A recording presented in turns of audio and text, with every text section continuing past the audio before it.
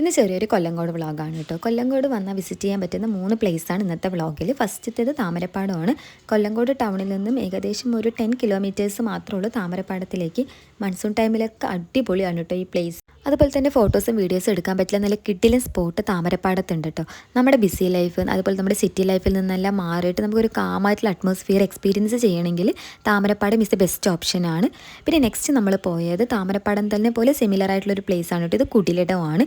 ഇവിടെ കുറച്ചും കൂടെ ലൈറ്റ്സും കാര്യങ്ങളുള്ള ഒരു അറേഞ്ച്മെൻറ്റ്സ് ആയിരുന്നു. സോ നമുക്ക് എപ്പോഴും ഈവനിങ് അല്ലെങ്കിൽ ഒരു സൺസെറ്റ് ടൈമിൽ കുടിലിടത്ത് എത്തുന്നത് കുറച്ചും കൂടെ ബെറ്റർ ആയിരിക്കും. അപ്പോൾ അടിപൊളിയാണ് കേട്ടോ. നമുക്ക് ഈ ഒരു വൈബ് ഫുള്ള് പച്ചപ്പും അതേപോലെ തന്നെ ഫ്ലവേഴ്സ് എല്ലാം കൊണ്ട് നല്ല അറേഞ്ച്മെൻറ്റ്സും കാര്യങ്ങളൊക്കെ ഉണ്ടായിരുന്നു.